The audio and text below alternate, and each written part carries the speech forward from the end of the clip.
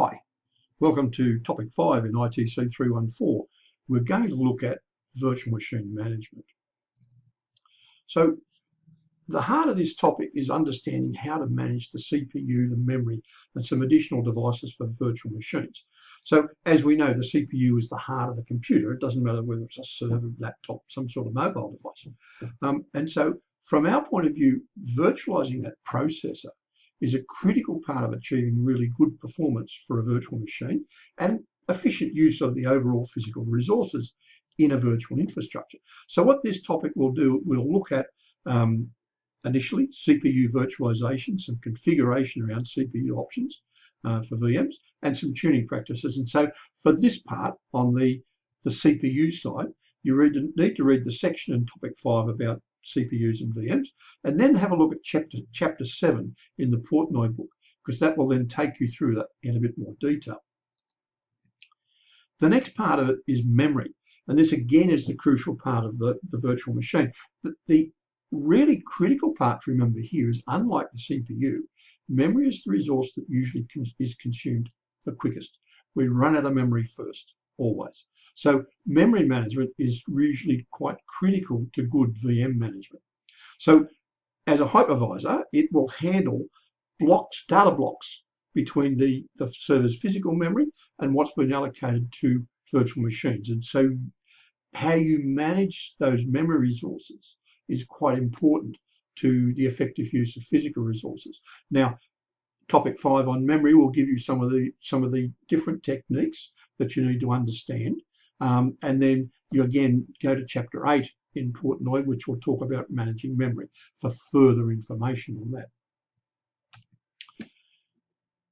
The final part we look at in chapter 5 is configuring all those other things that we want to add, the USB devices and so forth. And how do we do that? How do we manage memory? How do we manage USB devices, advanced graphical displays, and so on?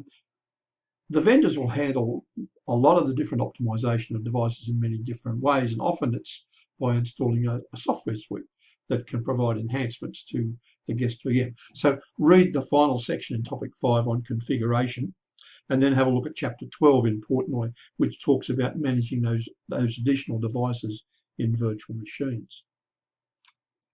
So how does all this fit together? Well, Topic 5 helps you to meet the following learning outcomes so that you're able to communicate the essentials of network and storage virtualization and be able to discuss and evaluate the requirements for effective virtual machine management. And as you can understand, they are two quite important learning outcomes.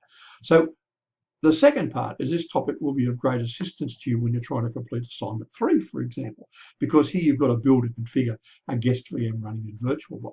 And as part of that, you will have to configure CPU and memory. It'll also be very handy for you in assignment 4, where a good knowledge of virtual CPUs and memory optimization will be essential to you in planning a virtual infrastructure. And then finally, you'll have the final exam, where you probably will be questioned on this sort of knowledge. But most importantly, this knowledge is knowledge that you'll use constantly in your workplace in order to manage the VM fleet that you may be running.